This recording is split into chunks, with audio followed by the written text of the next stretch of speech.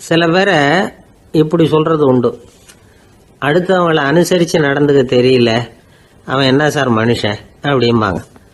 சக மனிதர்களோட எப்படி பழகிறது அப்படின்னு தெரியாததுனாலேயே பல பேர் இன்னைக்கு சங்கடப்பட்டுக்கிட்டு இருக்கிறாங்க. வசதி வாய்ப்பெல்லாம் சரியா இருக்கும், ஆனால் வாழ்க்கை சரியா இருக்காது. இன்னொருத்தர்கிட்ட எப்படி பேசுறது பழகிறதுங்கிறது தெரியாததுனால தான் இந்த அவஸ்தை. சரி, இந்த அவஸ்தை இல்லாமல் வாழறது எப்படி?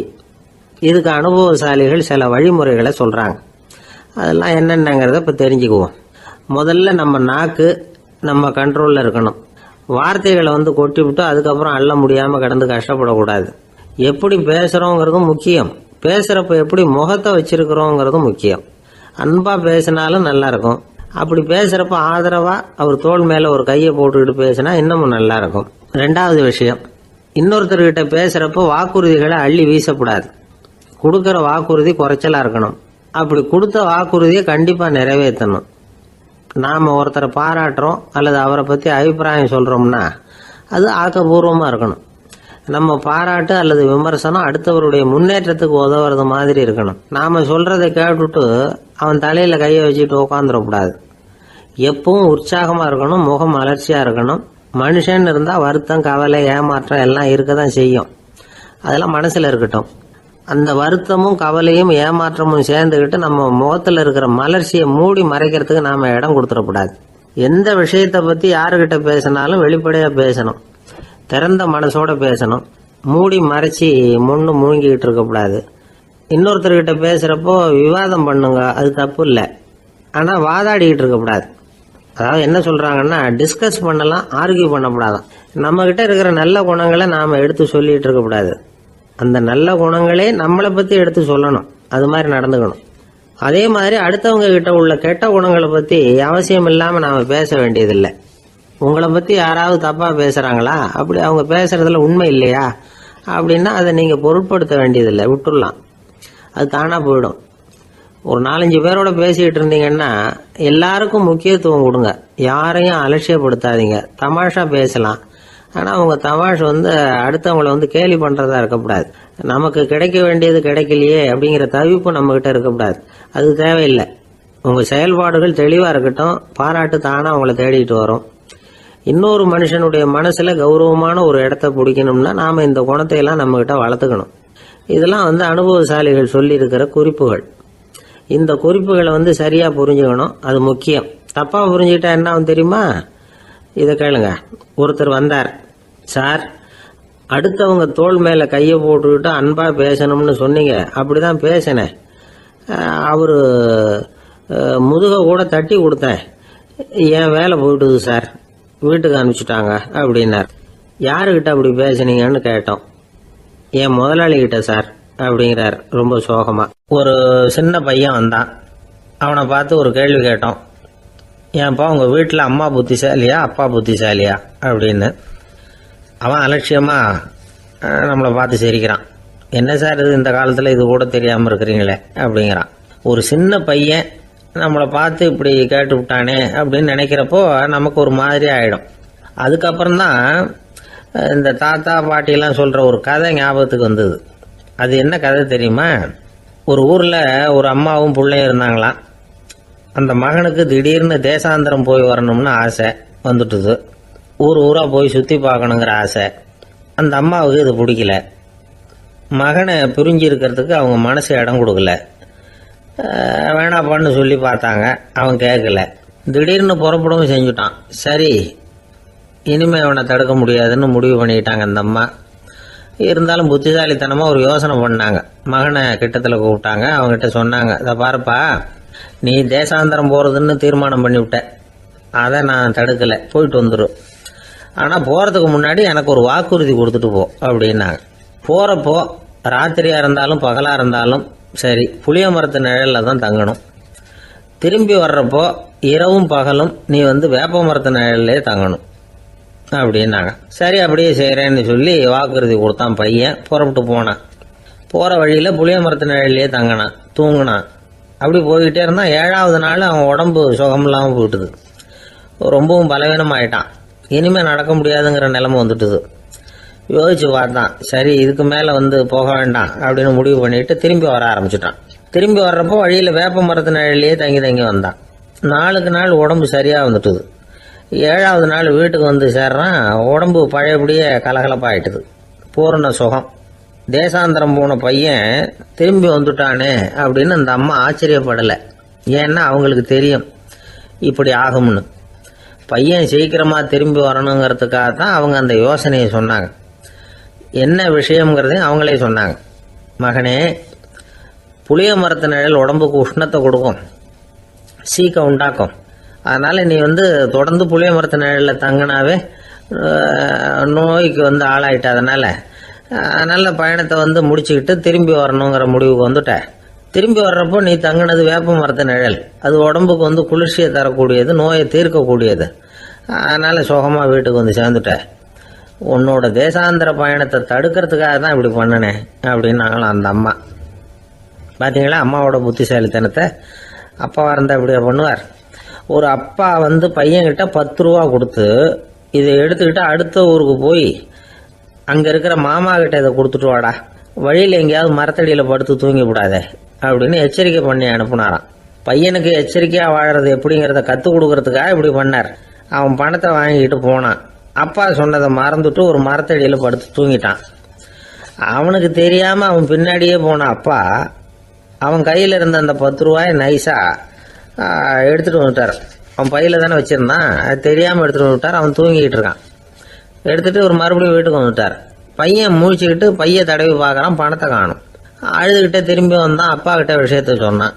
அப்பா சிரிச்சுக்கிட்டே சொன்னார், அதுக்கு தான்ப்பா ஆரம்பத்திலேயே எச்சரிக்கை பண்ணினேன், இனிமேலாவது நீ ஜாக்கிரதையாக இருக்கணும் அப்படிங்கிறதுக்காக தான் இப்படி பண்ணினேன்.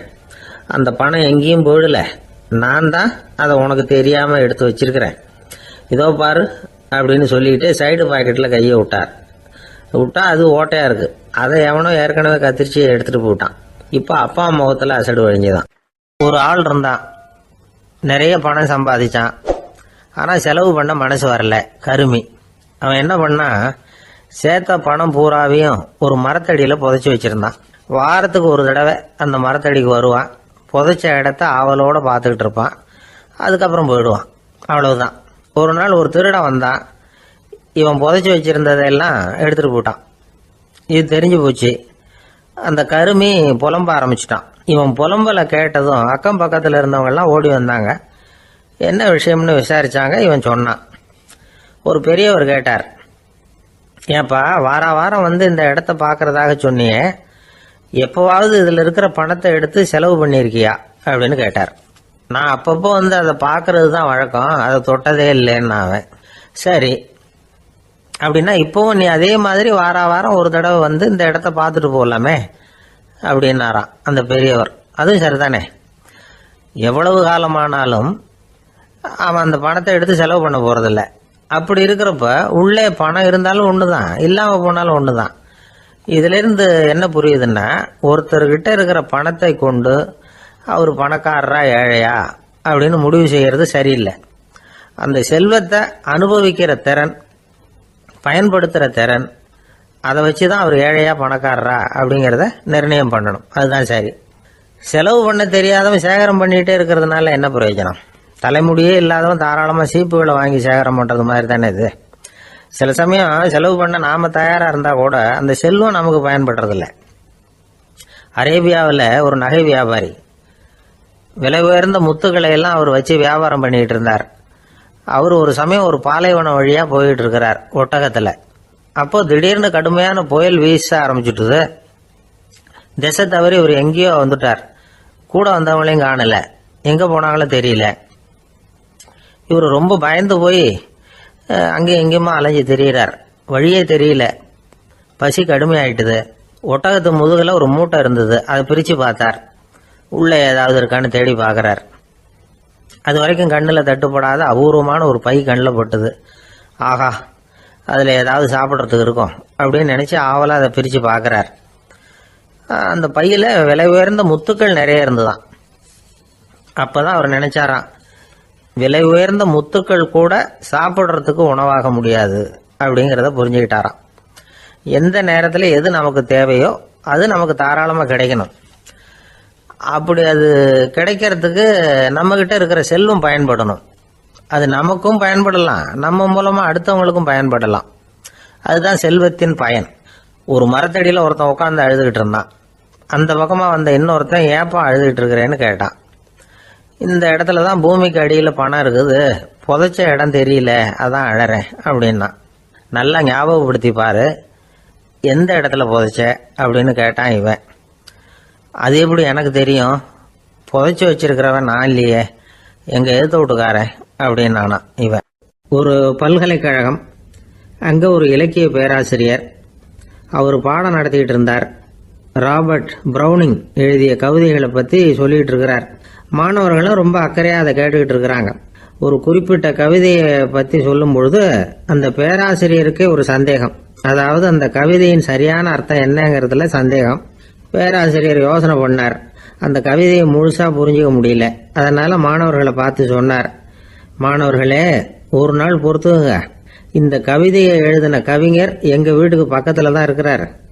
இன்னைக்கு சாயந்தரம் நான் அவரை நேரிலேயே போய் பார்க்கறேன். பார்த்து இதுக்கு என்னங்க அர்த்தம்னு கேட்டுட்டு வந்துடுறேன். அதுக்கப்புறம் உங்ககிட்ட சொல்றேன் அப்படின்னாராம். அன்னைக்கு சாயந்தரமே அந்த பேராசிரியர் கவிஞரை தேடிக்கிட்டு போயிட்டார். கவிஞர் அவங்க வீட்டில் அவர் பாட்டு உட்காந்துருந்தாராம். இவர் போய் அவர் முன்னாடி உட்காந்தார். அப்புறம் கேட்டார், ஐயா, அந்த கவிதையின் முழு பொருள் என்னன்னு தெரிஞ்சுட்டு போறதுக்காக வந்திருக்கிறேன் அப்படின்னாராம். எந்த கவிதை அப்படின்னாராம் அவரு. இவர் அந்த கவிதையை சொல்லியிருக்கார். கவிஞர் கொஞ்சம் யோசனை பண்ணிவிட்டு அப்புறம் சொன்னாராம், பேராசிரியரே, நீங்க கொஞ்சம் தாமதமா வந்துட்டீங்கன்னாராம். இவருக்கு ஒன்றும் புரியல. நீங்க என்ன சொல்றீங்க, நான் தாமதமா வந்துட்டேன்னா? நீங்க தான் உயிரோடு இருக்கிறீங்களே, அப்படி இருக்கும்பொழுது நான் தாமதமா வந்துட்டேன்னா அது எப்படி அப்படின்னு இவர் குழம்பி இருக்கிறார். இப்ப கவிஞர் சொன்னாராம், ஐயா, நான் உயிரோடு இருக்கிறேனா இல்லையாங்கிறது முக்கியம் இல்லை. நான் அந்த கவிதை வரிகளை எழுதினப்போ 2 பேருக்கு அதோட அர்த்தம் தெரிஞ்சிருந்தது. இப்போ ஒரே ஒருத்தருக்கு தான் அதோட அர்த்தம் தெரியும் அப்படின்னாராம். பேராசிரியர் யோசனை பண்ணியிருக்கார். அப்படின்னா அந்த ஒருத்தர் கவிஞர் ராபர்ட் பிரவுனிங்கை தவிர வேற யாரா இருக்க முடியும்? இவர் தான் அப்படிங்கிறத அவர் மனசுல நினைச்சுக்கிட்டார். அதனால சொன்னார், ஐயா, நான் தாமதமா வரல, அந்த கவிதையின் பொருள் என்ன அது சொல்லுங்கன்னார். பேராசிரியரே, நான் சொல்றது உங்களுக்கு புரியலன்னு நினைக்கிறேன். நான் இந்த வரிகளை எழுதினப்போ 2 பேருக்கு அதோட அர்த்தம் தெரிஞ்சிருந்தது. அந்த 2 பேர் யாருன்னா, ஒருத்தர் ராபர்ட் பிரவுனிங், அதாவது நான், இன்னொருத்தர் கடவுள். இப்போ அது கடவுளுக்கு மட்டும்தான் தெரியும். நானே இதை பத்தி பல தடவை யோசனை பண்ணி பார்த்தேன். இது ரொம்ப அழகானது, ஆனாலும் ரொம்ப வழுக்கலானது. அதை பிடிச்சிட்டோம்னு நினைச்சிட்டு இருக்கும் பொழுதே காத்து மாதிரி அது உங்ககிட்ட இருந்து ஓடி போயிடுது. எனக்கு ரொம்பவும் வருத்தமா தான் இருக்குது. நிச்சயமா நான் தான் இந்த வரிகளை எழுதியிருக்கிறேன். அதுல அர்த்தம் இருக்குங்கிறது எனக்கு தெரியும், அதை நான் உணர்றேன். ஆனா நீங்க என்ன மன்னிக்கணும், எனக்கே கூட அதை என்னால விளக்க முடியல. அப்படி இருக்கும் பொழுது உங்களுக்கு எப்படி அதை நான் விளக்க முடியும் அப்படின்னாரா அந்த கவிஞர். அனுபவிக்கப்படக்கூடிய எல்லாமே விளக்கப்படக்கூடிய ஒன்றல்ல, விளக்கப்படும் எல்லாமே அனுபவிக்கப்படக்கூடிய ஒன்றல்ல அப்படிங்கிறது ஞானிகளுடைய கருத்து. அதுக்காக தான் அந்த சம்பவம். வாழ்க்கையில் நீங்கள் தொடர்ந்து ஆய்வு செய்து கொண்டே இருக்கக்கூடிய விளக்கங்களை ஒருபோதும் அடைய முடியாத பரிமாணங்கள் இருக்கிறதுனால தான் அது அலுப்பு தட்டாமல் இருக்குது. உங்களால் நிறைய அனுபவிக்க முடியும், இருந்தாலும் நீங்கள் அனுபவித்து அறிந்த விஷயங்கள் கூட வார்த்தைகளால் விளக்கப்பட முடிவதில்லை அப்படிங்கிறது பெரியோர் சிந்தனை. இதெல்லாம் ஒரு பக்கம் இருக்கட்டும்.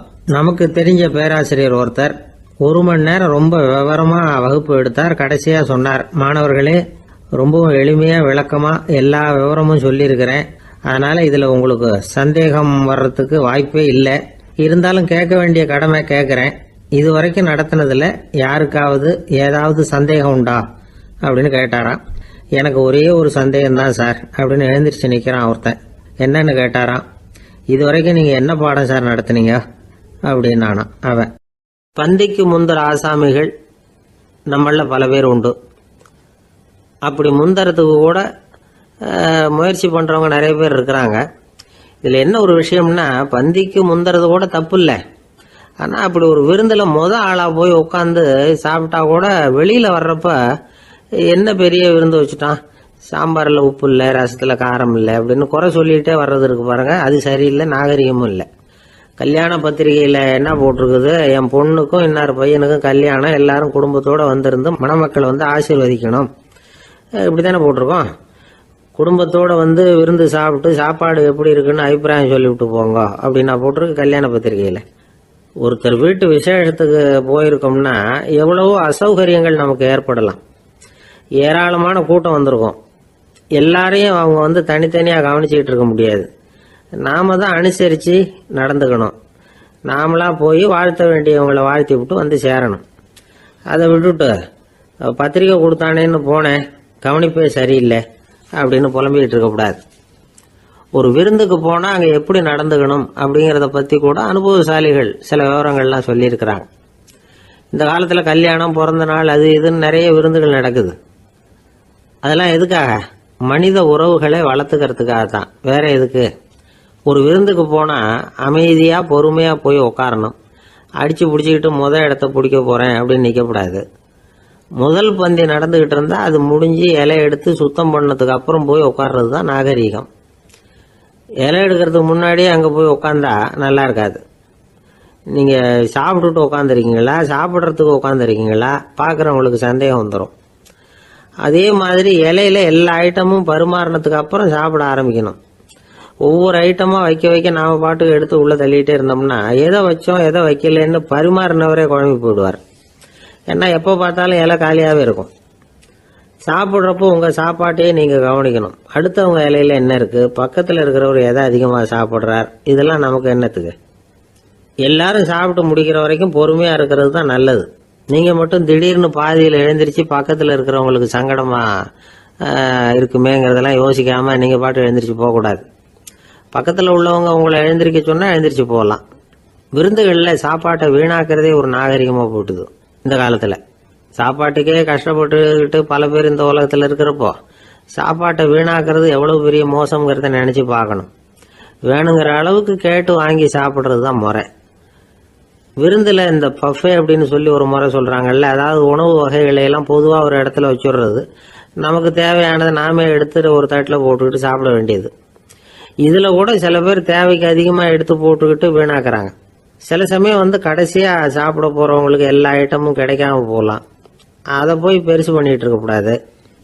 என்ன சார் இந்த அளவுக்கு கூடவா நாகரிகம் தெரியாமல் இருக்கிறோம், இதை போய் பெருசாக சொல்ல வந்துட்டீங்களே அப்படின்னு நினைக்கலாம். ஒருத்தர் 2 பேருக்கு இந்த விவரம் தேவைப்படலாம். அவங்க காதலையும் இது விழட்டுமேங்கிறதுக்காக தான் இது. ஒரு பெரிய கல்யாண விருந்து நடந்துக்கிட்டு இருந்தது. விருந்து மண்டபத்து வாசலில் ஒருத்தர் நின்றுக்கிட்டு வர்றவங்களையெல்லாம் ரொம்ப மரியாதையாக வணங்கி உள்ளே அனுப்பி வச்சுக்கிட்டு இருந்தார். எப்படி தெரியுமா? வர்றவங்க கையெல்லாம் பிடிச்சி முத்தம் கொடுத்து அதுக்கப்புறம் உள்ளே அனுப்பி வச்சுக்கிட்டு இருந்தாராம்.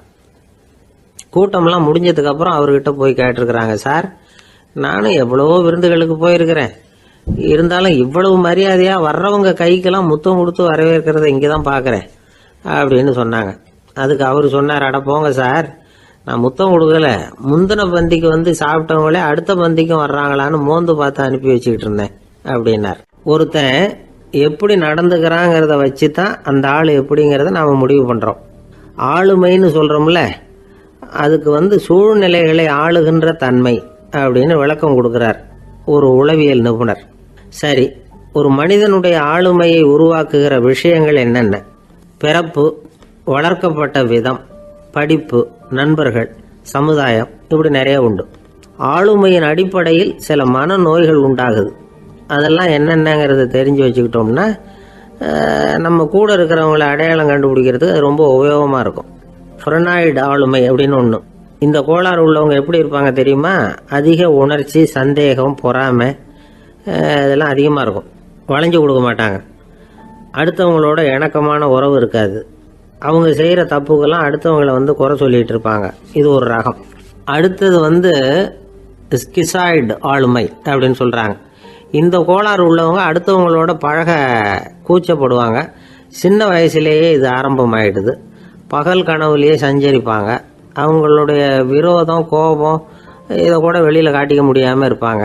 இவங்களுக்கு அகமுகம், பிரச்சனைகள்லேருந்து ஒதுங்கி எதுலேயும் ஈடுபாடு இல்லாதவங்களாக இருப்பாங்க. இப்படி ஒரு ரகம். அடுத்தது சைக்ளோதமிக் ஆளுமை அப்படின்னு சொல்கிறாங்க. அது என்னென்னா உணர்ச்சிகளில் ஏற்றத்தாழ்வு அதிகமாக இருக்குமா. சில சமயம் பார்த்தா மகிழ்ச்சியாக இருப்பாங்க, சில சமயம் சோகமாக உட்காந்துருப்பாங்க. அவங்க மனநிலைக்கு தகுந்த மாதிரி சமூக நிகழ்ச்சிகளில் பங்கெடுத்துக்குவாங்க.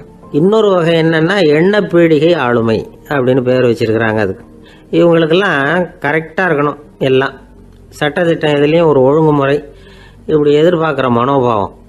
இவங்க எதிர்பார்ப்புக்கும் அரண்முறைக்கும் மற்றவங்க கட்டுப்படணும்னு நினைப்பாங்க. இந்த நிலைமை நீடிச்சா என்ன ஆகும் தெரியுமா? அலைக்கழிக்கிற எண்ணங்கள் திரும்ப திரும்ப ஒரே செயலை செய்ய தூண்டுற மன தளர்ச்சிக்கு ஆளாயிடுறாங்க. அடுத்தது ஹிஸ்டீரியா ஆளுமை. சின்ன விஷயத்தையெல்லாம் பெருசுபடுத்தி நாடகமாக்குற நடிகர்கள் இவங்க. உணர்ச்சி அதிகம் உள்ளவங்க. இவங்க மன எழுச்சியில் பக்குவமின்மை, குழந்தைத்தனம், முதிர்ச்சியின்மை எல்லாம் இருக்கும். தன்னலம் மிக்க குணம். பிறர் தன்னை மட்டுமே கவனிக்கணும்னு நினச்சி செயல்படுறது, இதெல்லாம் இவங்க அடையாளம். அடுத்த ரகம் எப்படின்னா வளர்ச்சியற்ற ஆளுமைன்னு சொல்கிறாங்க. அடுத்தவங்களோட இணங்கி போக முடியாதவங்க, அறிவு, மன எழுச்சி, சமூக உறவு இதில் எல்லாம் போதுமான வளர்ச்சியையும் நிறைவையும் பெற முடியாதவங்க.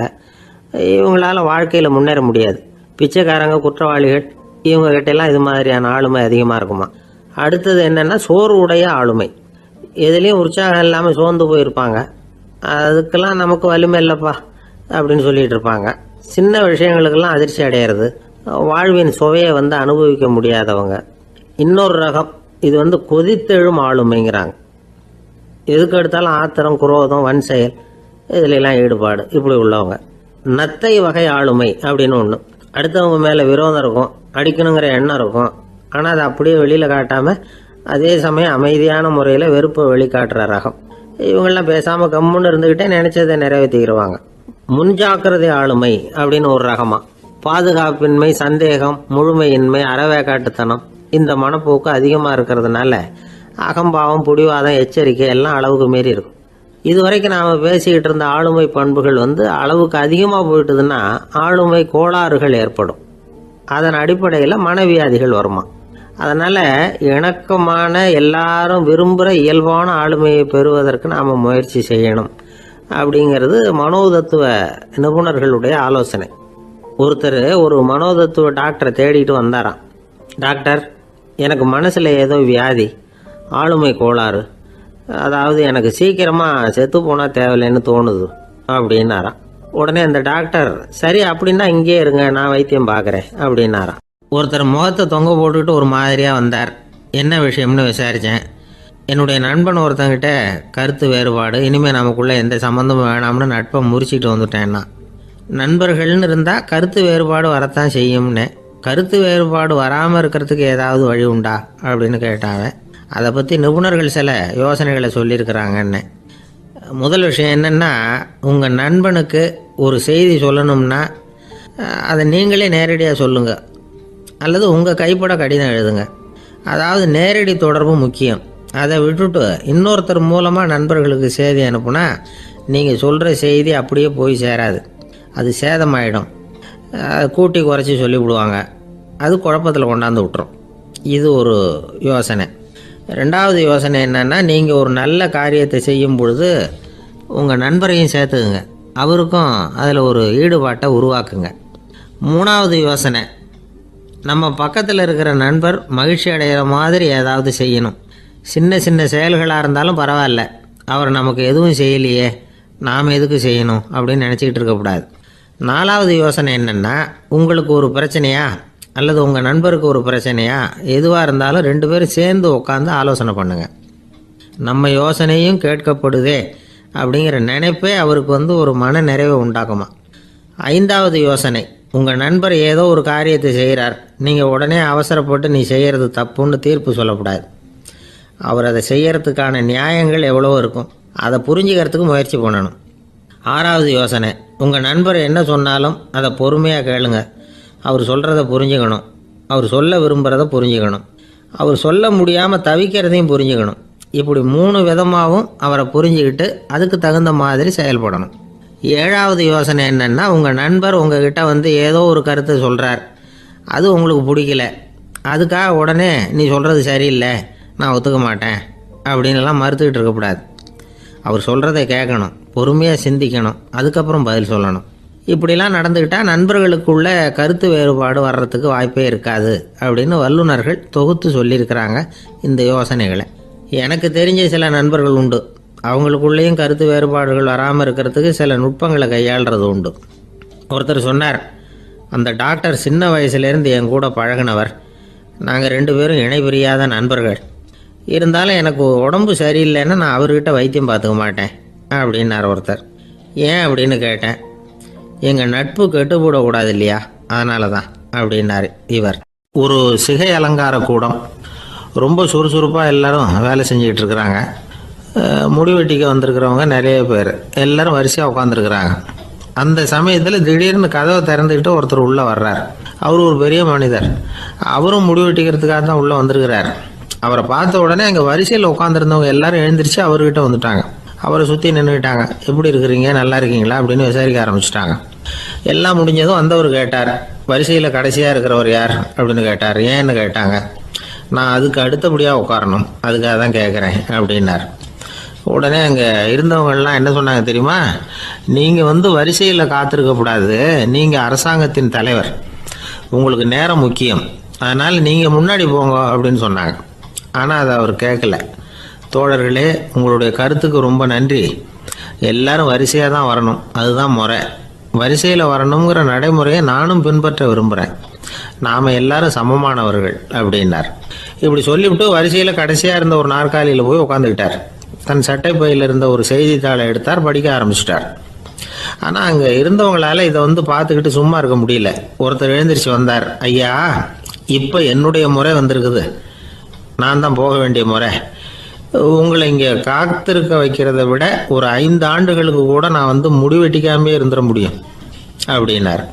அவர் மறுபடியும் சொன்னார், ஐயா, நீங்கள் வரிசை முறையை தாண்டி போக விருப்பப்படல, சரி, ஆனால் என்னுடைய முறையை மாற்றி கொடுக்கறதுக்கு எனக்கு முழு உரிமை இருக்குது.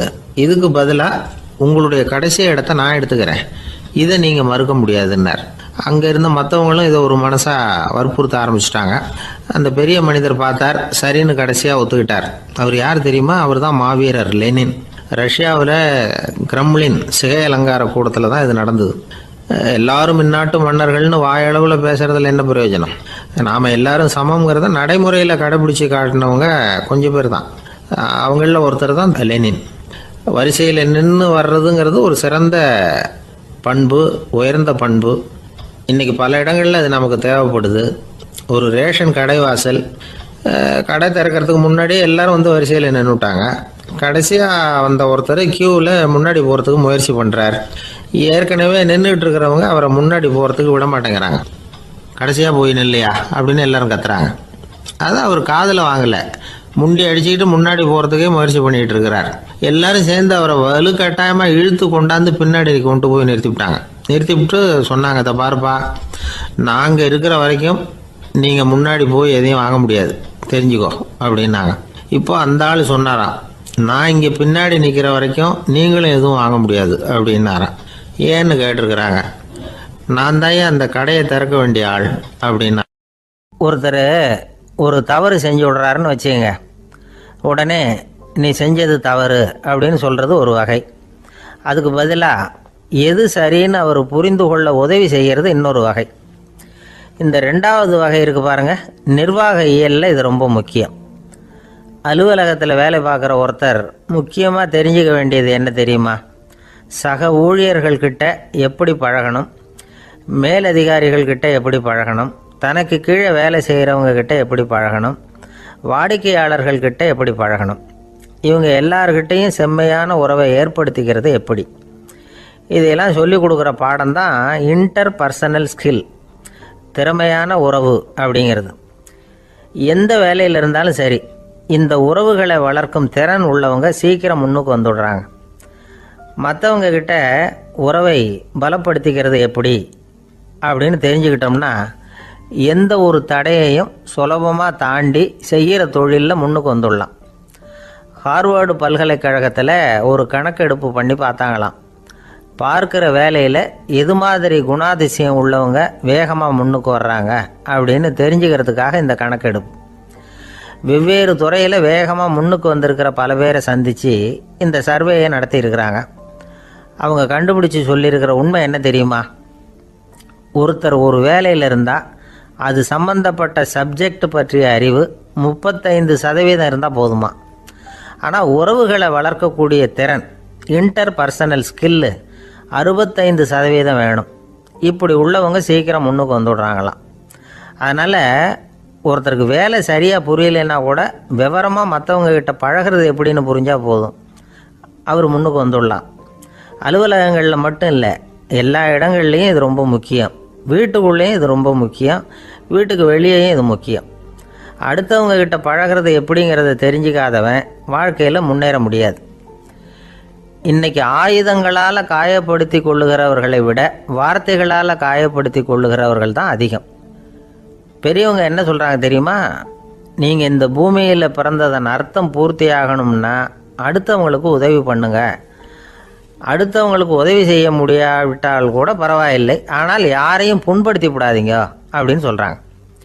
எனக்கு தெரிஞ்ச ஒருத்தர் ஒரு அலுவலகத்தில் வேலை பார்க்குறார். அவர் சொல்லுவார், எனக்கு இந்த இன்டர்பர்சனல் ஸ்கில் ரொம்ப அதிகம் சார். சக ஊழியர்கள்கிட்ட ரொம்ப சுமூகமாக நடந்துக்குவேன்.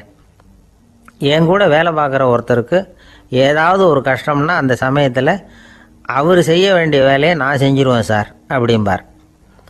நான் அவர்கிட்ட சமீபத்தில் அப்படி ஏதாவது செஞ்சுருக்கீங்களா அப்படின்னு கேட்டேன். செஞ்சுருக்கேன் சார். போன வாரம் புதன்கிழமை ஆஃபீஸில் என் பக்கத்து சீட்டுக்காரருக்கு வயிற்று வலி. உடனே நான் மெடிக்கல் லீவ் போட்டுவிட்டு எங்கள் வீட்டுக்கு போயிட்டேன் சார் அப்படின்னார். ஒரு சீன தேசத்து அரசர் இருந்தார். அவருக்கு வயசாயிட்டுது. அவருக்கு அடுத்தபடியாக அவருடைய புள்ள பட்டத்துக்கு வரணும், ஆட்சி பொறுப்பை ஏற்றுக்கணும். ஒரு நல்ல தலைவனுக்கு இருக்க வேண்டிய பண்புகள்லாம் தன்னுடைய மகனுக்கு இருக்கணும்னு விரும்பினார் அந்த அரசர். அதனால் இளவரசனை பக்கத்தில் இருந்த ஒரு குரு கிட்ட அனுப்புனார். இளவரசன் அவர்கிட்ட போய் சேர்ந்தான். அந்த குரு என்ன பண்ணார் தெரியுமா? இவனை பார்த்து சொன்னார், இதை பாருப்பா, நீ என்ன பண்ணுற, இப்போவே பக்கத்தில் இருக்கிற காட்டுக்கு போ, நடு காட்டில் போய் ஒரு இடத்துல உட்காந்துக்கோ. அங்கே என்னென்ன சத்தம்லாம் உன் காதில் விழுதுன்னு கவனித்து கேளு. உன் காதில் விழுந்த ஓசைகள் என்னென்னங்கிறத என்கிட்ட வந்து சொல்லு, அதுதான் எனக்கு தெரியணும், உனக்கு வேலையும் அதுதான் அப்படின்னு சொல்லி அனுப்பி வச்சுட்டார். இளவரசன் காட்டுக்கு போனான். குரு சொன்னபடியே ஒரு இடத்துல உட்காந்து கவனித்து கேட்டான். அதுக்கப்புறம் குருக்கிட்ட திரும்பி வந்தான். என்னென்ன சத்தம்லாம் கேட்ட அப்படின்னு கேட்டார் குரு. குருவே, காட்டில் நான் பறவைகள் சத்தம்லாம் கேட்டேன், மிருகங்களின் ஓசையையும் கேட்டேன், இதை தவிர இடி மின்னல் மழை இதுகளோட சத்தத்தையும் கேட்டேன் அப்படின்னா. குரு யோசனை பண்ணார், நீ இன்னமும் சரியாக கேட்கல, அதனால் மறுபடியும் காட்டுக்கு போ, கொஞ்ச நாள் தங்கியிருந்து கேட்டுட்டு வா அப்படின்னார். இளவரசனுக்கு ஒன்றும் புரியல. இருந்தாலும் குருவின் கட்டளையாச்சே, மறுக்க முடியுமா? உடனே அவன் மறுபடியும் காட்டுக்கு போனான். ஒரு இடத்துல உட்காந்தான். கொஞ்ச நேரம் உன்னிப்பாக கவனித்து கேட்டான். சில நாள் கழித்து குருக்கிட்ட திரும்பி வந்தான். குருவே, இந்த தடவை சில துல்லியமான சத்தங்களை எல்லாம் கேட்டான். தேனீ பறக்கிற சத்தம், நீரோடையின் மெல்லிய ஓசை, இதெல்லாம் கேட்டேன்னா. குரு சிரித்தார். நீ மறுபடியும் காட்டுக்கு போ, இன்னும் சில நாள் அங்கே இரு, முழுமையாக கவனமாக கேட்டுட்டு வா அப்படின்னு சொல்லி அனுப்பி வச்சுட்டார். இளவரசனுக்கு குழப்பம் அதிகமாயிட்டுது. ஒன்றுமே புரியல. மறுபடியும் காட்டுக்கு போனான். மௌனமாக ஒரு இடத்துல உட்காந்துட்டான். அப்படியே தியானத்தில் ஆழ்ந்துட்டான். சில நாளில் அவனுக்கு இதுவரை கேட்காத ஓசைகள்லாம் கேட்க ஆரம்பிச்சிட்டுது. இதைத்தான் நான் கேட்கணும்னு என்னுடைய குரு எதிர்பார்த்துருக்கிறாருங்கிறத புரிஞ்சுக்கிட்டான். உடனே குருக்கிட்ட ஓடனான். குருவே, இந்த தடவை காதுகளுக்கு கேட்க முடியாத சில ஓசைகளை கூட என்னால் உணர முடிஞ்சுது. பூ மலருகிற ஓசை, சூரியனால் பூமி சூடாகிறப்போ எழுகிற ஓசை, காலை பனித்துளியை இந்த புல்லுலாம் குடிக்கிற ஓசை, இது எல்லாம் என்னால் நல்லா கேட்க முடிஞ்சுது அப்படின்னா. குருவுக்கு இப்போ தான் திருப்தி ஏற்பட்டு தான். இளவரசனை பார்த்து சொன்னார், இதை பாருப்பா, இப்போ தான் நாட்டை ஆளுகிற தகுதி உனக்கு வந்திருக்குது அப்படின்னு சொல்லி அதுக்கு விளக்கமும் கொடுத்தாராம். எந்த அரசன் தன்னுடைய மக்களின் இதயம் பேசுகிற மௌன மொழியை, மௌன வார்த்தைகளை கேட்குறானோ அவன்தான் ஆள தகுதி உள்ளவன். எந்த அரசன் தன்னுடைய மக்களின் உணர்ச்சிகளை உண்மையாக உணர்றானோ அவன்தான் முதன்மையான அரசன். போலி வார்த்தைகளை மட்டும் கேட்டுட்டு பல மௌன ராகங்களை காதில் வாங்கிக்காதவன் அரசனே இல்லை. எந்த நாட்டில் எப்போ ஒரு அரசன் தன்னுடைய மக்களின் உணர்ச்சிகளை கேட்க மறுக்கிறானோ அன்னையிலேருந்தே அந்த நாடு அழிய தொடங்குது அப்படின்னு அர்த்தம். இதுதான் அந்த குரு இளவரசனுக்கு போதிச்சது. வாயால் பேசுகிறத மட்டும் கேட்டு ஏமாறக்கூடாது, உணர்ச்சிகளையும் கேட்கறதுல தான் மனப்பக்குவம் உண்டாகும். மக்கள் உணர்ச்சிகளை புரிந்து கொள்ளாத அரசர்கள் நீடிச்சிருக்க முடியாது. அது மாதிரி நாடுகளில் அடிக்கடி குழப்பம் தான் உண்டாகும். அப்படி இருந்தால் அடிக்கடி ஆட்சி மாறிக்கிட்டு இருக்கும். அப்படிப்பட்ட ஒரு தேசம், அங்கே ஒரு சிறைச்சாலையில் 3 கைதிகள் பேசிக்கிட்டு இருந்தாங்க. ஒருத்தன் சொன்னான், நான் இந்த நாட்டு ராஜாவை எதிர்த்து பேசிக்கிட்டு இருந்தேன், அதனால் என்னை பிடிச்சி கொண்டாந்து இங்கே போட்டுட்டாங்க அப்படின்னா ஒருத்தன். இன்னொருத்தன் சொன்னான், நான் இந்த நாட்டு ராஜாவை ஆதரித்து பேசிக்கிட்டு இருந்தேன், அதனால் என்னை பிடிச்சி கொண்டாந்து இங்கே தள்ளி விட்டாங்க அப்படின்னா. அது சரி, நீ என்ன தப்பு பண்ண அப்படின்னு சொல்லி 3வது ஆளை பார்த்து இவங்க கேட்டாங்க. அதுக்கு அந்த ஆள் சொல்கிறான், நான் தான் இந்த நாட்டு ராஜா அப்படின்னானா. ஒரு நண்பர், அவர்கிட்ட பேசிக்கிட்டு இருந்தேன். மனித உறவுகள் பற்றி அவர் சொல்லிக்கிட்டு இருந்தார். அமெரிக்காவில் தந்தை மகன் உறவு எப்படி இருக்குது அப்படிங்கிறத விளக்கிறதுக்கு அவர் ஒரு கதையை சொன்னார்.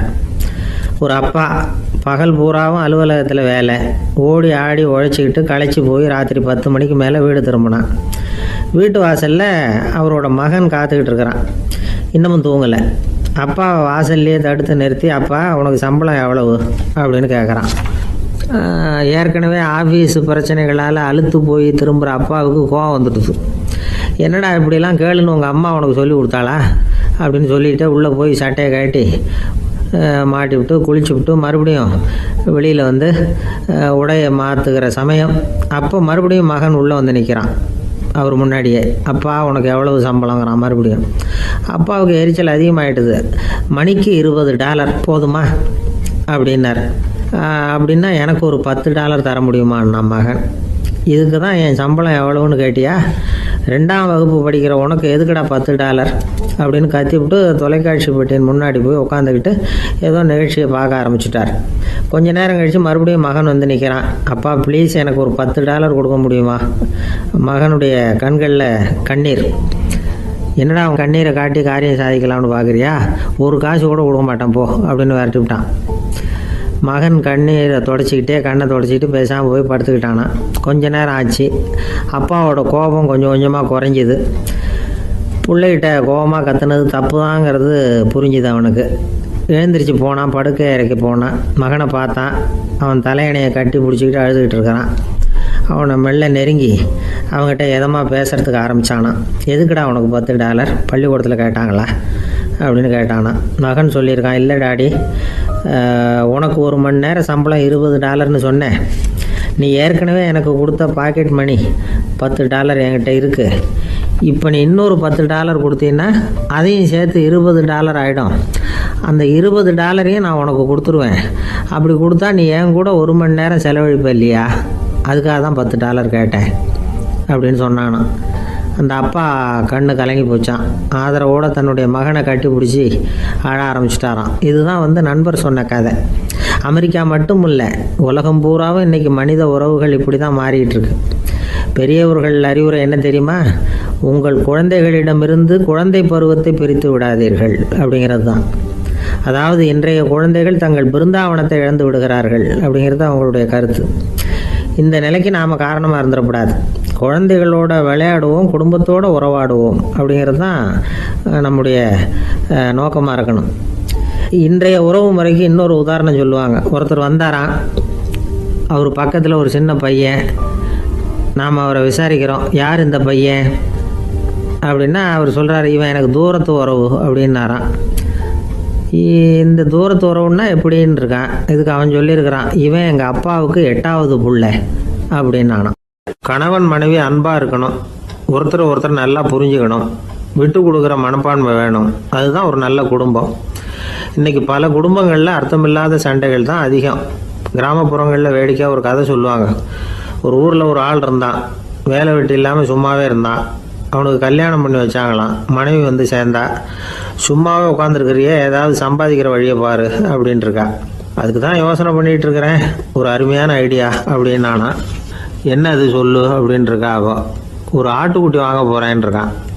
அதை வாங்கி என்ன பண்ண போகிறேன்னா, அந்த குட்டி வளரும், பெருசாகும், அதுக்கப்புறம் அது நிறைய குட்டி போடும் அப்படின்ட்டுருக்கான். சரி, அப்புறம் என்ன, அதையெல்லாம் சந்தையில் கொண்டுட்டு போய் விற்றுவிட்டு அந்த காசுக்கு ஒரு எருவு மாடு வாங்கலாம். சரி, அது எதுக்கு? எருவு மாடு நிறைய பால் கொடுக்கும், அதை கொண்டுகிட்டு போய் பால் பண்ணையில் கொடுப்பேன், அல்லது நானே விற்றுருவேன், கை நிறைய காசு கிடைக்கும். அதுக்கப்புறம் ஒரு பசுமாடு வாங்குவேன், பாலையும் விற்கலாம், நாமளும் காய் போட்டு சாப்பிட்லாம், இப்படிலாம் சொல்லியிருக்கான்.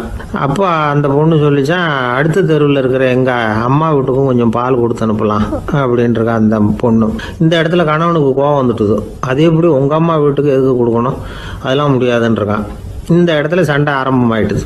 கொஞ்ச நேரத்தில் 2 பேரும் சத்தம் போட ஆரம்பிச்சிட்டாங்க. கடுமையான சண்டை நடக்கிறத பக்கத்து வீட்டுக்காரன் காதில் வாங்கினான். அவன் ஓடியாந்தான். அவனுக்கு தெரியும், வாங்காத மாட்டுக்காக இப்படி சண்டை போட்டுக்கிட்டு இருக்கிறாங்கங்கிறது அவனுக்கு புரியும். அவன் ஓடி வந்து சொன்னான், ஏண்டா உன்னோட பசுமாட்டை ஒழுங்காக கட்டி போடக்கூடாதான்ருக்கான். என்னடா சொல்கிறேன்னா, இவன் உன் மாடு என் தோட்டத்தில் வந்து மேய்ஞ்சுட்டுது, பயிரெலாம் நாசமாயிட்டுது, 10,000 ரூபா அளவுக்கு சேதம், அதை வாங்கிட்டு போகிறதுக்கு தான் வந்தேன், குடுறா 10,000 நானா. இவன் அரண்டு போயிட்டான். அப்புறம் சொன்னான், டே நான் இன்னும் மாடே வாங்கலையே, அதுக்குள்ளே அது வந்து எப்படிடா உன் தோட்டத்தில் மேயும், என்னடா வளர்றேன்ருக்கான். நீ தாண்டா இப்போ உளறிக்கிட்டு இருக்க, மாடே வாங்கலை, அதுக்குள்ளே எப்படிடா வந்து உன்னுடைய மனைவி அவங்க அம்மா வீட்டுக்கு பால் கொடுத்து அனுப்ப முடியும் அப்படின்னு அவன் கேட்டானா. நம்மளால இப்போ தான் புத்தி வந்துதான். அர்த்தமே இல்லாத சண்டை போட்டுக்கிட்டு இருக்கிறோம் அப்படிங்கிறத அவன் புரிஞ்சுக்கிட்டானான். இது நம்ம முன்னோர்கள் சொல்லியிருக்கிற ஒரு கதை. சண்டையில் தான் அர்த்தம் இல்லையே தவிர கதையில் அர்த்தம் உண்டு. அதாவது இல்லாத விஷயங்களுக்காக சண்டை போட்டுக்கிட்டு இல்லறத்தை வீணாக்கிக்கிட்டு இருக்கிற மனிதர்கள் இன்றைக்கு நிறைய பேர் இருக்கிறாங்க. ஒருத்தன் தன்னுடைய மனைவியை பற்றி மாமனார்கிட்ட புகார் சொன்னானா. மாமா, உங்கள் பொண்ணு அர்த்தமில்லாத சண்டை போடுறா, எதுக்கு எடுத்தாலும் எடுத்தெறிஞ்சு பேசுகிறா அப்படின்ட்டுருக்கான். நீ எப்படி மாப்பிள்ளை அதை சமாளிக்கிற அப்படின்னு கேட்டிருக்காரு அவர். அவள் எடுத்தெறியறது என் மேலே படாமல் ஒதுங்கி நின்றுக்கிறேன் அப்படின்னு நானா இவன். ஒரு பெரியவர்கிட்ட பேசிக்கிட்டு இருந்தேன். அவர் என்கிட்ட ஒரு கேள்வி கேட்டார். திருடர்கள் எத்தனை வகை தெரியுமா உனக்கு அப்படின்னார். இதுதான் அவர் கேட்ட கேள்வி. எதுக்காக என்ன பார்த்து அந்த கேள்வி கேட்டார் தெரியல. இருந்தாலும் நான் அவருக்கு பதில் சொன்னேன். திருடர்களில் எத்தனையோ வகை உண்டுங்க. கார் திருடன், சைக்கிள் திருடன், முகமூடி திருடன், எப்படி சொல்லிகிட்டே போகலாம். இருந்தாலும் என்னுடைய சிற்றறிவுக்கு எட்டின வரையில் திருடர்களை 2 வகையாக பிரிக்கலாம் அப்படின்னு நினைக்கிறேன்.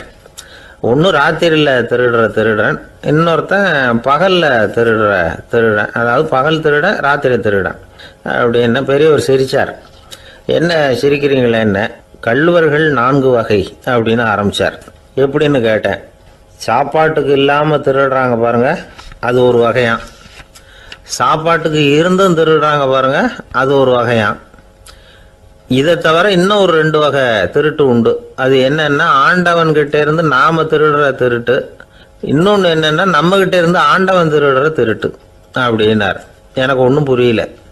என்ன சார் இது, ஆண்டவனையே திருடன்னு சொல்றீங்களே அப்படின்னு ஆச்சரியமா. ஆமாங்க, ஆண்டவனை கல்வன்னு சொல்றது இல்லையா. காஞ்சிபுரத்துக்கு பக்கத்தில் திருக்கார்வனம் அப்படின்னு ஒரு ஊர் இருக்கு. அங்கே உள்ள பெருமாளுக்கு கல்வர்னு தான் பேர். அது மட்டும் இல்லை, திருமங்கை ஆழ்வார் தம்முடைய திரு நெடுந்தாண்டகத்தில் கார்வனத்துள்ளாய் கல்வா அப்படின்னு தான் அழைக்கிறார் அப்படின்னு நிறைய உதாரணம்லாம் சொல்ல ஆரம்பித்தார். அதுக்கப்புறம் அவர்கிட்ட பேசி நான் புரிஞ்சுக்கிட்ட விவரங்களை தான் நான் இப்போ உங்ககிட்ட சொல்ல போகிறது. அதாவது அவர் சொன்ன முதல் வகை திருடர்கள் சாப்பாட்டுக்கு இல்லாமல் திருடுறவங்க. இவங்களை திருத்தி போடலாம். சாப்பாட்டுக்கு இருந்தும் பணம் சேர்க்கணுங்கிற ஆசையால் பொய் கணக்கெல்லாம் எழுதுறாங்க பாருங்க, அவங்க தான் 2வது வகை. 3வது வகை திருட்டு தான் மிகப்பெரிய திருட்டு. இறைவனுக்கு சொந்தமானதை நம்முடையதுன்னு நினைக்கிற திருட்டு. எது இறைவனுக்கு சொந்தமானது அப்படின்னா ஆத்மா. பகவானுக்கு சொந்தமான ஆத்மாவை நம்முடையதுன்னு நினைக்கிறது தான் அந்த மாபெரும் திருட்டு. இதுக்கு பேர் தான் ஆத்மாபகாரமா. சரி, இதுக்கு பரிகாரம் என்ன? எல்லாம் இறைவனுடையது, நமக்கு ஒன்றும் இல்லை அப்படின்னு நினைக்கிறது தான் இதுக்கு பரிகாரம். இதெல்லாம் இருக்கட்டும். 4வது திருட்டு ஒன்று சொன்னோம்ல, ஆண்டவன் நம்மகிட்ட இருந்து திருடுறது. அது எப்படி? ஆண்டவனை கல்வன்னு சொல்கிறாங்க, அது சரி. அவர் என்னத்தை திருடினார்? இப்போ இன்னொருத்தருக்கு சொந்தமான ஒன்றை எடுத்து வச்சுக்கிறது தான் கள்ளத்தனம். ஆனால் ஆண்டவன் எடுத்துக்கிட்டோம்னா இருக்கிறது எல்லாமே அவனுக்கு சொந்தம். அப்படி இருக்கிறப்போ அவரை எப்படி கல்வன்னு சொல்கிறது? இது என்ன புரியாமல் இருக்குதே அப்படின்னு சொல்லி பார்த்தா அதுக்கும் விளக்கம் சொல்கிறாங்க அவங்க. அதாவது ஆண்டவனுக்கு உருவமே கிடையாது, அரூபமாக இருக்கிறவன், அதாவது உருவம் இல்லாமல் இருக்கிறவன். அப்படி உள்ள பகவான் நம்மளை மாதிரி உருவத்தில் இருக்கிறான். நம்மளை மாதிரியே கை காலு மூக்கெல்லாம் இருக்குது ஆண்டவனுக்கு. இந்த உருவம் நம்மகிட்ட இருந்து திருடினது தானே. அவன் தன்னுடைய உண்மையான திருமேனியை நமக்கு காட்டாம, அதாவது தரிசனம் கொடுக்காம இருக்கிறது கள்ளத்தனம் தானே. அதனால தான் இதுவும் ஒரு பெரிய திருட்டு, இருக்கிறதுலேயே மிகப்பெரிய திருட்டு அப்படிங்கிறார். என்கிட்ட பேசிக்கிட்டு இருந்தார், இந்த விஷயம்லாம் சொல்லிட்டு இருந்தாரு அந்த பெரியவர். அதாவது திருட்டை ஆன்மீக நோகத்தில் அவர் பார்க்குறார். நம்ம பார்வையில் இதை விட அபூர்வமான திருட்டுலாம் இங்கே உண்டு. அபூர்வமான திருடர்களும் உண்டு. ஒரு திருடன் சிறையிலிருந்து விடுதலையாகி வெளியில் போனான். கொஞ்ச நாளில் மறுபடியும் திரும்பி ஜெயிலுக்கு வந்துட்டான். அப்போது சிறை அதிகாரி அவனுக்கு அறிவுரை சொன்னாராம். ஏன்பா இப்படி அடிக்கடி தப்பு பண்ணிவிட்டு ஜெயிலுக்கு வந்துவிடுறியே, உனக்கு சொந்த பந்தம் எதுவும் இல்லையா?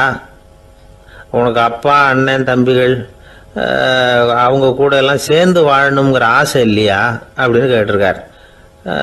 அவங்களோட சேர்ந்து வாழணுங்கிற ஆசை எனக்கு நிறைய உண்டுங்க சார் அப்படின்னு அவன்.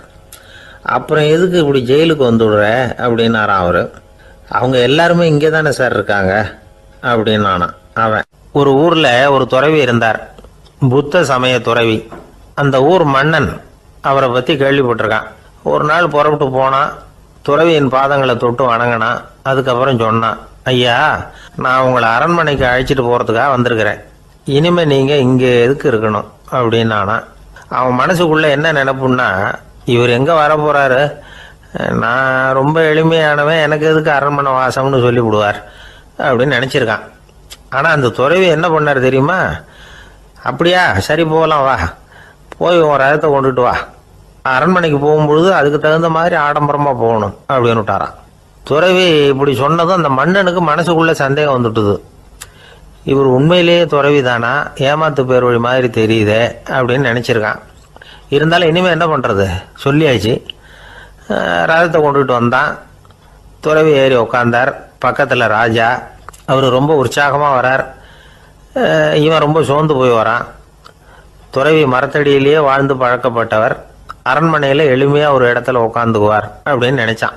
ஆனால் அப்படி இல்லை. அரண்மனைக்கு வந்த உடனே அந்த துறவி அதை கொண்டுட்டு வா, இதை கொண்டுட்டு வான்னு சொல்லி உத்தரவு போட ஆரம்பிச்சுட்டார். அரண்மனையில் இருந்தால் அரசனை மாதிரி இருக்கணும் அப்படிங்கிறார். ராத்திரி பூரா சௌரியமாக தூங்கினார். பகலில் அரண்மனை தோட்டத்தில் உலாவ வேண்டியது, நீச்சல் குளத்தில் குளிக்க வேண்டியது, இப்படியே பொழுது போக்கிட்டு இருக்கிறார். அந்த அரண்மனையில் துறவி மகிழ்ச்சியாக இருக்கிறார். மன்னனால் அப்படி இருக்க முடியல. அவருக்கு எந்த கவலையும் இல்லை, இவனுக்கு அரசாங்க கவலைகள். துறவி அப்படி இருக்கிறத இவனால் தாங்கிக்க முடியல. ஒரு நாள் அவர்கிட்டே போய், நான் உங்ககிட்ட கொஞ்சம் பேசணும்னு துறவி பார்த்தார். நான் இந்த அரண்மனைக்கு வரும்பொழுதே நீ என்னமோ என்கிட்ட கேட்கணும்னு நினைச்ச, ஏன் காலதாமதம்? நீ அனாவசியமாக உன்னையே தொந்தரவு பண்ணிட்டு இருக்கிற, நீ கவலையாக இருக்கேங்கிறது எனக்கு புரியுது. நான் மரத்தடியில் இருந்தப்போ கூட என்னை அடிக்கடி சந்திச்சுக்கிட்டு இருப்பேன், ஏதாவது விளக்கம் கேட்கறது உண்டு. இங்கே வந்த பிறகு என்னை சந்திக்கிறது கூட அபூர்வமாக போயிட்டுது. நீ இப்போ என்ன கேட்க போறேங்கிறது எனக்கு தெரியும், இருந்தாலும் கேள் அப்படின்னாராம். வேற ஒன்றும் இல்லைங்க, இப்போ உங்களுக்கும் எனக்கு என்ன வித்தியாசம்? 2 பேரும் அரண்மனையில் தான் இருக்கிறோம். நீங்கள் மகிழ்ச்சியாக இருக்கிறீங்க, நான் அப்படி இருக்க முடியல. இவ்வளவுக்கும் நீங்கள் முன்னாடி இருந்தது மாதிரி இல்லை. தினமும் தங்க தேர் கேட்குறீங்க, உயர்தரமான ஆடைகள் அணிகிறீங்க, சுவையான சாப்பாடு. இப்படி இருக்கிறப்போ உங்களுக்கும் எனக்கு என்ன வித்தியாசம்? இதுதான் மன்னனுடைய கேள்வி. இதுக்கு பதில் சொல்கிறேன், என் கூட புறப்பட்டு வா, இந்த நகரத்துக்கு வெளியில் போவோம் அப்படின்னு சொல்லி அரசனை கூப்பிட்டுக்கிட்டு ஊர் எல்லைக்கு சேர்ந்தார் துறவி. அங்கே போய் சொன்னார், இதை பாருப்பா, இந்த இடத்த தான் தேடிக்கிட்டு இருந்தேன். இனிமே நான் திரும்பி வரப்போறதில்ல. நீ என்னோட வர்றியா, திரும்பி போறியா அப்படின்னார். நான் எப்படிங்க உங்கள் கூட வர முடியும்? என்னுடைய நாடு, என்னுடைய சொத்துக்கள், மனைவி, மக்கள் எல்லாத்தையும் விட்டுட்டு எப்படிங்க வர்றதுன்னா.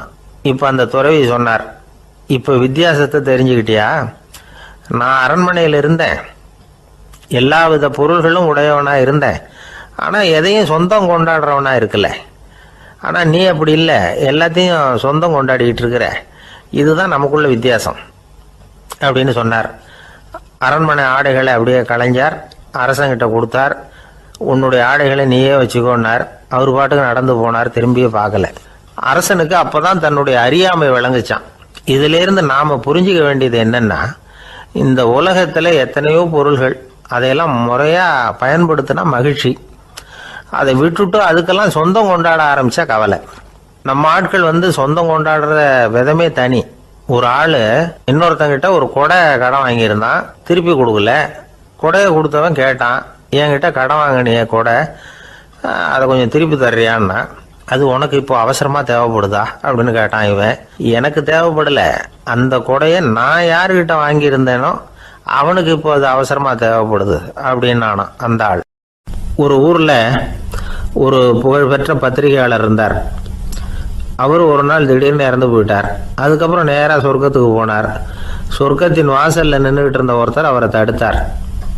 இதை பாரு, ஏற்கனவே இங்கே 12 பத்திரிகையாளர்கள் இருக்கிறாங்க, அவங்களுக்கு இங்கே வேலை இல்லை. அதுக்கு என்ன காரணம்னா, சொர்க்கத்தில் திடுக்கிடும் செய்திகள்லாம் ஒன்றும் கிடையாது. அப்படி என்ன இருக்க போகுது? இங்கே எல்லாம் அது ஒழுங்காக நடந்துகிட்டு இருக்கோம். எல்லாம் ஒழுங்காக நடந்தால் பத்திரிகைகளுக்கு சுவாரஸ்யமான கொலை கொள்ளை தீ வைப்பு இது மாதிரி எதுவும் இங்கே இல்லை. ஏற்கனவே இங்கே இருக்கிறவங்க எல்லாரும் மரத்தடியில் உட்காந்துக்கிட்டு தியானம் பண்ணிகிட்டு இருக்கிறாங்க. அந்த ஒரே செய்தி தான் தினமும் இங்கே வந்துக்கிட்டு இருக்குது. அதை படிக்கிறதுக்கே இங்கே ஆள் கிடையாது. அதனால் நான் என்ன சொல்கிறேன்னா, நீ பேசாமல் நரகத்துக்கே போயிடு. அங்கே எவ்வளவோ நிகழ்ச்சிகள் நடந்துக்கிட்டு இருக்கு. அங்கே தான் அதிகமான பத்திரிகையாளர்கள் தேவைப்படுறாங்க. அங்கே உனக்கு நிறைய வேலை இருக்கும். அதை செய்கிறதில்ல நீயும் மகிழ்ச்சியாக இருக்கலாம் அப்படின்னு சொன்னாராம். அங்கே அந்த சொர்க்கத்தின் வாசலில் நின்றுக்கிட்டு இருந்தவர். இந்த பத்திரிகையாளர் அங்கேயே நின்று கொஞ்சம் யோசனை பண்ணார். இவருக்கு சொர்க்கத்திலே இருக்கணும்னு தான் ஆசை. அதனால் மெதுவாக அவர்கிட்ட பேசினாராம். ஐயா, என்னை ஒரு 24 மணி நேரம் இங்கே உள்ளே இருக்கிறதுக்கு அனுமதி கொடுங்க. இங்கே இருக்கிற பல பத்திரிகையாளர்களை எனக்கு தெரியும். அவங்களில் சில பேரை சமாதானப்படுத்தி மெதுவாக பேசி நரகத்துக்கு அனுப்பி வச்சுட்றேன். நான் இங்கே இருந்துக்கிறேன். உங்கள் கணக்குப்படி 12 பேருக்கு மேலே இங்கே தாண்டாது, அப்படி பார்த்துக்கிறேன் அப்படின்னாராம். அவரும் யோசனை பண்ணி பார்த்துட்டு, சரி அப்படியே உனக்கு அனுமதி கொடுக்குறேன். ஆனால் ஒரு விஷயம், 24 மணி நேரம் தான் அனுமதி, அதுக்குள்ளே எல்லாம் நடக்கணும் அப்படின்ட்டுருக்கார். சரின்னு சொல்லிவிட்டு இந்த பத்திரிகையாளர் உள்ளே போனார். யோசனை பண்ணார். திட்டம் போட்டு ஒரு பொருளையை கிளப்பி விட்டார். சக பத்திரிகையாளர்கள் எல்லாம் கூப்பிட்டு சொன்னாராம், இந்த பாருங்க, நரகத்தில் ஒரு பெரிய தினசரி பேப்பரை கொண்டுகிட்டு வர்றதுக்காக திட்டம் போட்டுக்கிட்டு இருக்காங்க. அதுக்கு பல அதிகாரிகள் தேவைப்படுறாங்க. நிறைய சம்பளம் கிடைக்கும். யார் யாரெல்லாம் நரகத்துக்கு போக ஆசைப்படுறாங்களோ அவங்கெல்லாம் போகலாம் அப்படின்னு ஒரு பொருளையை கிளப்பி விட்டார். 24 மணி நேரம் கழித்து வாசல் பக்கம் போனார். அங்கே இருந்தவர்கிட்ட எத்தனை பேர் வெளியேறினாங்கன்னு விசாரிச்சாராம். அப்போ அவர் இவரை, நீ வெளியே போகக்கூடாது, முதல்ல உள்ளே தான் இருக்கணும் அப்படின்னு தடுத்தாராம். அப்புறம் சொன்னாராம், நீ சொன்ன செய்தியை கேட்டதும் இங்கே இருந்த எல்லா பத்திரிகையாளர்களுமே நரகத்துக்கு போயிட்டாங்கப்பா, உள்ளே யாருமே இல்லை, அதனால் நீ உள்ளே இருக்கலாம் அப்படின்னாராம்.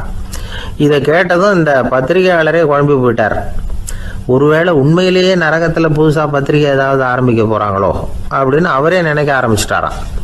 அப்புறம் சொன்னாராம், ஐயா என்னை விட்டுருங்க, நான் நரகத்துக்கே போயிடுறேன், அங்கே ஏதோ விசேஷம் இருக்கணும் அப்படின்னாராம்.